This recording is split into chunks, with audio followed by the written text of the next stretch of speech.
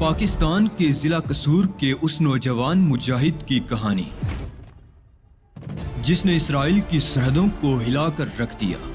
اسلام کی بقا کی جنگ لڑنے والے اس مجاہد کی طویل داستان سننے سے پہلے چینل کو سبسکرائب کیجیے تاکہ کہانی کی تمام ترقصات آپ تک ہمیشہ پہنچتی رہیں۔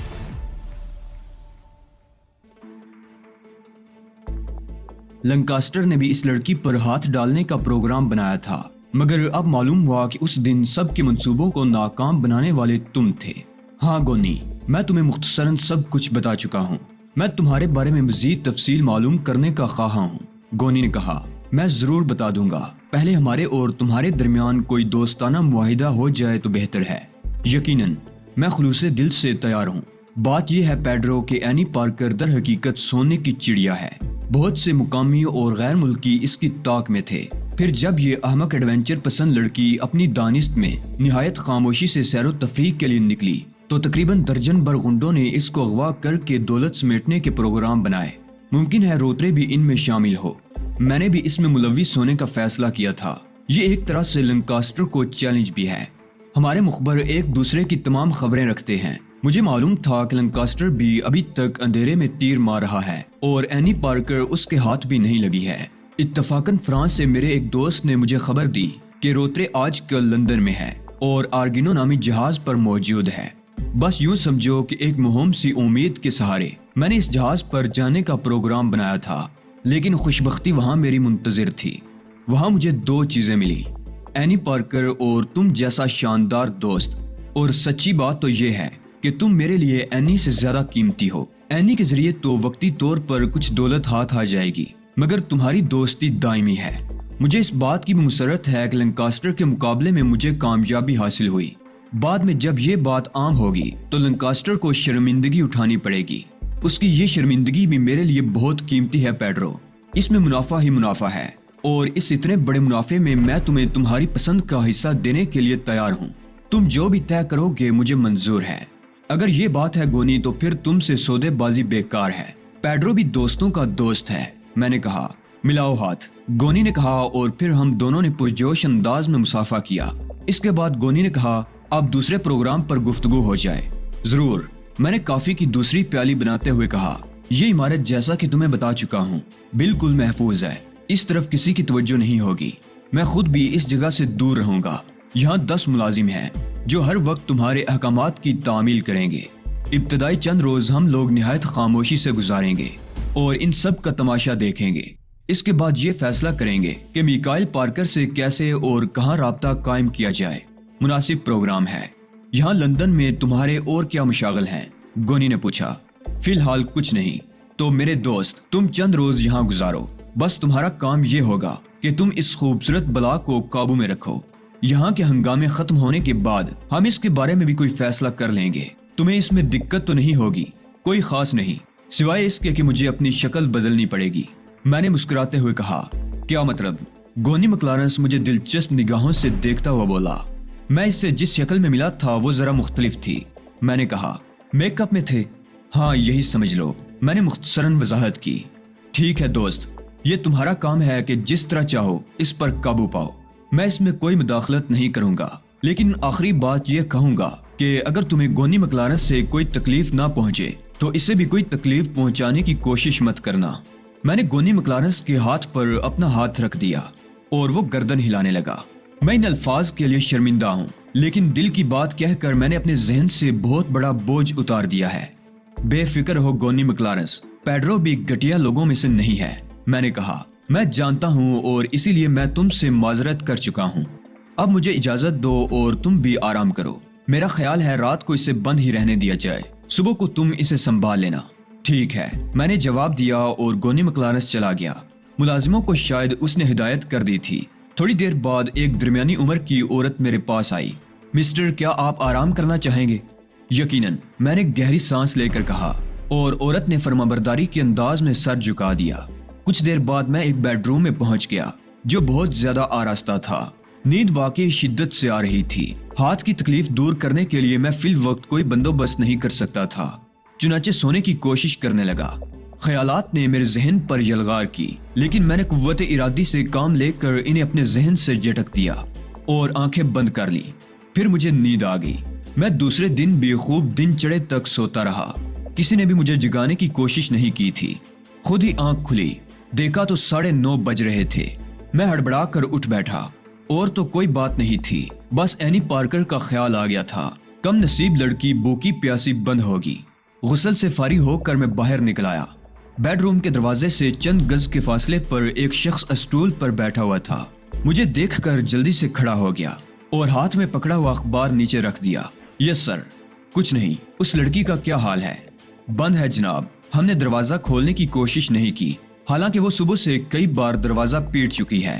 بہت اچھا کیا تم نے, ناشتہ لگوا دو. بہت بہتر, ملازم نے جواب دیا اور میں وہاں سے آگے بڑھ گیا. دفعتاً مجھے کچھ خیال آیا اور میں نے ادھر ادھر کسی کی تلاش میں نگاہیں دوڑائیں. وہی درمیانی عمر کی عورت نظر آئی تھی جس نے رات کو مجھے میری خوابگاہ میں پہنچایا تھا. میں نے اشارے سے اسے بلایا اور کہنے لگا, لیمو مل سکے گا؟ جی. وہ اس غیر متوقع سوال پر چونک پڑی تھی. لیمو نہیں سمجھتی تم؟ سمجھتی ہوں سر. کیا ناشتے کی میز پر پہنچا دوں؟ اس نے سوال کیا. اچھا رہنے دو, تھوڑی دیر کے بعد میرے کمرے میں پہنچا دینا. میں نے فوری طور پر میک اپ اتارنے کا ارادہ ملتوی کر دیا. عورت عجیب سی نگاہوں سے مجھے دیکھتی رہ گئی تھی. اینی پارکر کے دروازے پر 2 ملازم موجود تھے. میں نے انہیں دروازہ کھولنے کا اشارہ کیا. پھر میں اندر داخل ہوا تو اینی ایک صوفے پر منہ پھیلائے بیٹھی تھی. اس کی آنکھیں سرخ ہو رہی تھی, بال بکھرے ہوئے تھے. ہیلو اینی, میں نے شگفتہ لہجے میں کہا. بکواس مت کرو مجھ سے ورنہ اچھا نہیں ہوگا. وہ غرائی. ارے تم جیسی خوش مزاج اور سمارٹ لڑکی کے منہ سے ایسی باتیں اچھی نہیں لگتی. میں نے اسے چھیڑتے ہوئے کہا. بے وقوف سمجھتے ہو مجھے؟ اینی کا لہجہ بدستور تلخ تھا. نہیں, ایسی کوئی بات نہیں ہے. تو پھر چاپلوسی کیوں کر رہے ہو؟ میں تم لوگوں کو اچھی طرح جانتی ہوں. تم سب کے سب غنڈے ہو. رات کو تم نے مجھے بے ہوش کیا تھا نا؟ ہاں اینی, یہ ضروری تھا. میں نے آہستہ سے کہا. تمہاری حفظ زر کے لیے یہ واقعی ضروری تھا. کیوں, یہی بات ہے نا؟ اینی نے طنز کیا. اگر تم غصہ تھوک دو, سلیقے سے گفتگو کرو تو ہم بہتر فضا میں باتیں کر سکیں گے, ورنہ دوسری صورت میں کیا گفتگو ہو سکتی ہے؟ میں احمق نہیں ہوں اور نہ تمہاری باتوں میں آ سکتی ہوں. میں تمہارے ساتھ کوئی تعاون کرنے کو تیار نہیں ہوں. اینی نے اپنے غصے کا اظہار کیا. میں تمہیں کسی بات کے لیے مجبور نہیں کروں گا اینی, مگر نہ تم نے غسل کیا نہ اپنے بال سنوارے. یہ سب کچھ کیا ہے؟ کم سے کم ہاتھ منہ دھو لو اور ناشتہ کر لو. میں ناشتہ نہیں کروں گی. بھوکے رہنے سے کوئی فائدہ نہیں ہوگا. میں تمہیں اتنا بتا دوں کہ میں تمہارا دوست ہوں, دشمن نہیں. میری صورت بدلی ہوئی ہے لیکن آواز پہچاننے کی کوشش کرو. میری اس بات پر وہ چند لمحوں کے لیے خاموش رہی. پھر بولی, کیا مطلب؟ میں سمجھی نہیں. سکارا میں جب تم گونی مکلارنس کے ساتھ رقص کر رہی تھی, اس وقت میں نے ہی ویٹر کو بھیج کر تمہیں وہاں سے بلوایا تھا. اگر میں تمہیں وہاں سے فرار کرانے کی کوشش نہ کرتا تو تم اسی وقت کسی حادثے کا شکار ہو چکی ہوتی. اینی بری طرح چونک پڑی. وہ مجھے گورنے لگی تھی. بکواس کر رہے ہو, تم وہ نہیں ہو. اگر میں وہی ہوں تو تم مجھ پر اعتماد کر لو گی. میں نے کہا. تم وہ ہو ہی نہیں سکتے. وہ تو میں میک اپ میں ہوں اینی. میک اپ صاف کر کے میرے سامنے آؤ. اگر تم وہی ہو تو میں اپنے خیالات میں تبدیلی پیدا کر لوں گی. یہ میرا وعدہ ہے. میں اسے تلاش کرتی رہی ہوں, سمجھے؟ اگر تم واقعی وہی ہو تو مجھے اپنا اصلی چہرہ دکھاؤ. اچھی بات ہے, انتظار کرو. میں نے گہری سانس لے کر کہا اور کمرے سے باہر نکل آیا. ایک بار پھر مجھے اسی عورت سے رابطہ قائم کرنا پڑا تھا. سنو, تمہارا نام کیا ہے؟ نیلی سر. اس عورت نے جواب دیا. شکریہ نیلی. لیمو لے آؤ, میں نے کہا اور وہ پھر چونک پڑی. سر کیا آپ مذاق کر رہے ہیں؟ اس نے ہمکانہ سی ہنسی کے ساتھ پوچھا. نہیں نیلی, مجھے ضرورت ہے. تم لیمو لے کر میرے کمرے میں آ جاؤ, ذرا جلدی, میں نے کہا اور اپنے کمرے میں چلا گیا. تھوڑی دیر کے بعد نیلی ایک پلیٹ میں 2 لیمو اور چھری لے کر اندر آ گئی. میں نے اسے اعتماد میں لینے کے لیے اس کا سہارا لیا اور لیمو تراش کر انہیں اپنے چہرے پر ملنے کے لیے کہا. نیلی نے میرے حکم کی تعمیل کی تھی. تقریباً 10 منٹ تک یہ عمل جاری رہا اور پھر نیلی کے حلق سے ایک تخیر زدہ آواز نکلی. میرے خدا, آپ کا چہرہ بدل گیا نا. اب تولیہ لاؤ جلدی, میں نے کہا اور نیلی جپٹ کر باتھ روم سے تولیہ لینے چلی گئی. تولیے سے چہرہ خشک کرنے کے بعد میں باتھ روم میں گیا اور منہ ہاتھ دھو کر باہر نکل آیا. نیلی کے چہرے پر اب بھی حیرت کے آثار تھے. پریشان ہونے کی ضرورت نہیں نیلی ڈیئر, اس لڑکی پر قابو پانے کے لیے یہ سارے کھیل ہو رہے ہیں, میں نے کہا اور وہ چونک پڑی. او یہ بات نہیں سر, میں بس حیران ہوں. مسٹر گونی آپ کے بارے میں سب کچھ بتا گئے ہیں, نیلی نے کہا اور وہاں سے چلی گئی. تھوڑی دیر بعد میں دوبارہ اینی کے پاس پہنچ گیا۔ اس نے مجھے دیکھا اور بوکھلائے ہوئے انداز میں میرے نزدیک آ گئی۔ ہاں تم ہی ہو، لیکن خدا کے لیے مجھے بتاؤ یہ سب کیا ہے؟ میں تو پریشان ہو گئی ہوں۔ تم اب اپنی ساری پریشانیاں میرے حوالے کر دو اینی، اور مطمئن ہو جاؤ۔ میں ابھی تمہیں اپنے خلوص کا یقین نہیں دلا سکتا، لیکن آنے والے وقت میں ساری حقیقت کھل جائے گی۔ اینی کچھ سوچتی رہی، پھر گہری سانس لے کر بولی، سب یہی کہتے ہیں، کون سچا ہے اور کون جھوٹا خدا جانے۔ تمہارا نام کیا ہے؟ پیڈرو۔ آؤ ناشتہ کر لیں، میں نے اس کا بازو پکڑتے ہوئے کہا، اور وہ خاموشی سے میرے ساتھ باہر نکل آئی۔ میرا سامان بھی جہاز پر رہ گیا۔ انکل روترے میرے لیے پریشان ہوں گے۔ سب کچھ ٹھیک ہو جائے گا، تم فکر نہ کرو، میں نے کہا اور اسے ناشتے کے کمرے میں لے آیا۔ ناشتہ پہلے ہی لگ چکا تھا۔ نیلی وہاں موجود تھی، اس کے ساتھ ایک ملازم بھی تھا۔ یہ دونوں ناشتہ سرو کرنے لگے اور میں اینی کے ساتھ ناشتے میں مصروف ہو گیا۔ وہ شاید ناشتے کے دوران اپنی پریشانیاں بھول گئی، کیونکہ اس نے خوب ڈٹ کر ناشتہ کیا تھا۔ کافی کی 2 پیالیاں پی کر وہ سیر ہو گئی اور پھر کہنے لگی، اس دن کے بعد میں جب بھی سڑکوں پر نکلتی تھی تمہیں تلاش کرتی تھی۔ نہ جانے کیوں مجھے بارہا احساس ہوا تھا کہ تم میرے ہمدرد ہو۔ آؤ اینی، اب آرام سے تمہارے کمرے میں بیٹھ کر گفتگو کریں گے، میں نے کہا، اور وہ اٹھ گئی۔ میرے ساتھ اپنے کمرے کی طرف جاتے ہوئے اس نے کہا، میرا حلیہ کتنا خراب ہو رہا ہے، کیا عارضی طور پر مجھے پہننے کے لیے کوئی لباس نہیں مل سکے گا؟ مجھے اس لباس میں وحشت ہو رہی ہے، میں ابھی انتظام کرتا ہوں، میں نے کہا، اور اسے اس کے کمرے میں پہنچا کر میں باہر نکل آیا۔ نیلی نے اس سلسلے میں اس کی مدد کی تھی۔ اینی چند لمحات کے بعد باہر نکل آئی۔ گاؤن اس کے جسم پر ڈھیلا تھا۔ نیلی کے اور اس کے بدن میں زمین و آسمان کا فرق تھا۔ وہ ہنستی ہوئی میرے سامنے آ گئی۔ دیکھو میں اس لباس میں کیسی عجیب لگ رہی ہوں، اینی پارکر نے کہا، اور میں مسکرا کر خاموش ہو گیا۔ یہ شاید تمہاری بیوی کا ہے۔ وہ عورت تمہاری بیوی تو معلوم نہیں ہوتی، وہ تو خادمہ ہے، میں نے ہنستے ہوئے کہا۔ اور تمہاری بیوی؟ اینی کی خمدار بمیں کھنچ گئی تھی۔ اس کا کوئی وجود نہیں ہے، میں نے مسکراتے ہوئے کہا۔ میرے ساتھ ہی وہ بھی مسکرانے لگی۔ دراصل تمہارے بارے میں مجھے کچھ معلوم بھی تو نہیں ہے۔ آؤ پہلے ایک دوسرے کے متعلق تفصیلی گفتگو کریں، کیا خیال ہے؟ یہ بہت ضروری ہے، کیونکہ اس کے بعد ہم زیادہ بے تکلف دوست بن جائیں گے۔ پہلے مجھے اپنے بارے میں تفصیل سے بتاؤ، میں نے کہا۔ کچھ نہ کچھ تو تم جانتے ہی ہوگے۔ میرا نام اینی پارکر ہے، شہریت کے اعتبار سے سوئس ہوں۔ میرے پاپا میکائل پارکر بہت بڑے صنعت کار ہیں۔ دنیا کے مختلف گوشوں میں ان کا کاروبار پھیلا ہوا ہے۔ اسرائیل میں انہوں نے ایک اسلحہ ساز فیکٹری بنا کر حکومت کو دی ہے۔ وہ مذہبی امور میں بے حد دلچسپی لیتے ہیں۔ میں ایڈونچر پسند ہوں، کئی بار مختلف ملکوں کے دورے کر چکی ہوں، لیکن بس اس طرح جیسے سرکاری قیدی ہوں۔ حکومت کی مشینری میرے ساتھ لگی رہتی ہے، لیکن اس طرح وہ سیر و تفریح نہیں ہو پاتی جس طرح میں چاہتی ہوں۔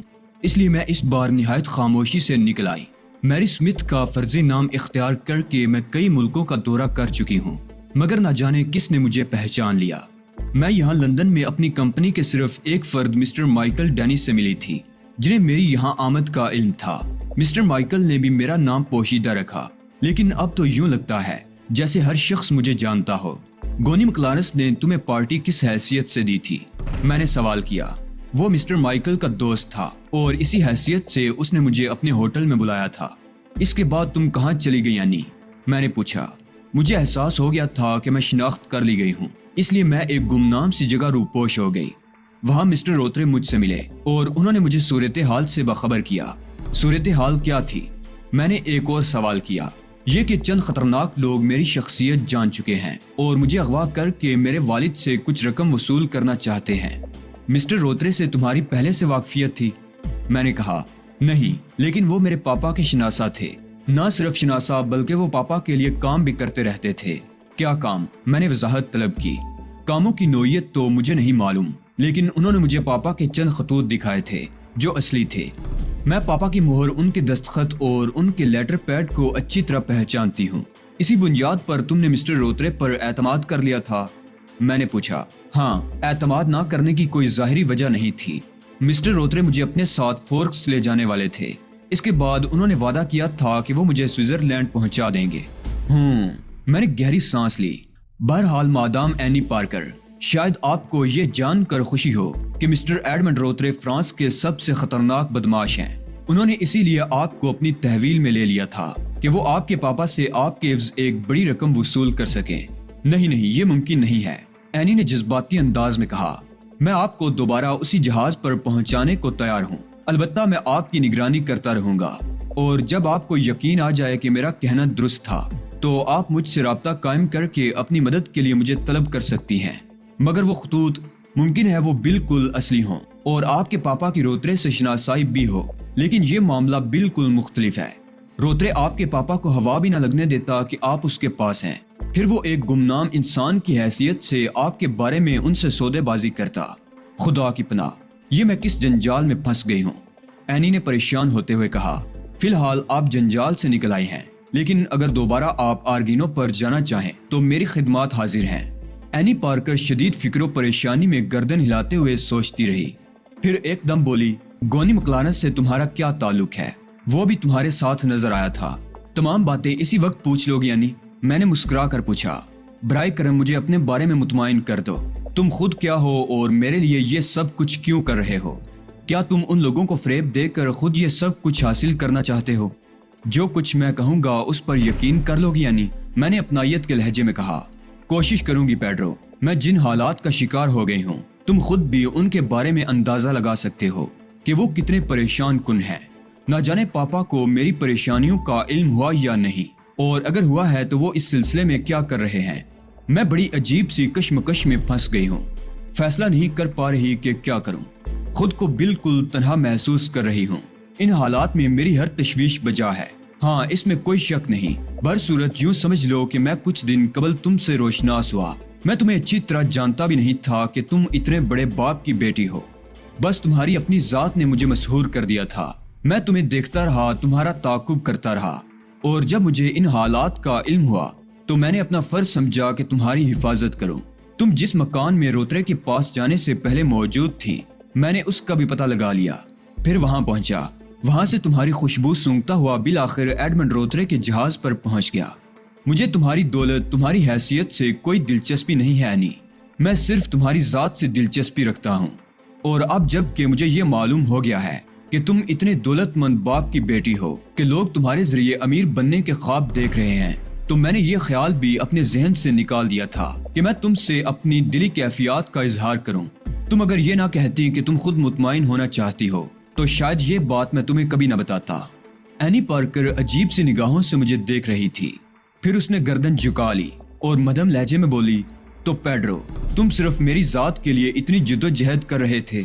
تمہیں یقین نہیں آتا؟ میرا لہجہ یک اثر انگیز ہو گیا تھا۔ نہیں پیڈرو، تمہاری شکل و صورت، تمہاری شخصیت نے پہلی ہی نگاہ میں مجھے متاثر کیا تھا۔ اس وقت جب تم نے مجھے چلے جانے کے لیے کہا تھا تو وہ تمہاری نیک نیتی کا ثبوت تھا کہ تم دوسرے لوگوں کی مانند مجھ پر تسلط نہیں چاہتے تھے۔ یقین کرو پیڈرو، میں نے اس وقت سے لے کر آج تک ہمیشہ تمہارے بارے میں مسلسل سوچا ہے۔ میں یہ غور کرتی رہی ہوں کہ تم کون تھے اور کیا چاہتے تھے۔ اینی، میں اپنا مقصد تمہیں بتا چکا ہوں۔ گونی مکلارنس کے بارے میں سننا چاہتی ہو تو وہ بھی سن لو۔ گونی کا تعلق لندن کے ان زیر زمین گروہوں میں سے ہے جو یہاں دہشت گردی پھیلاتے رہتے ہیں۔ گونی خود بھی تمہاری طاق میں تھا اور تمہارے ذریعے دولت کمانے کا خواہش مند۔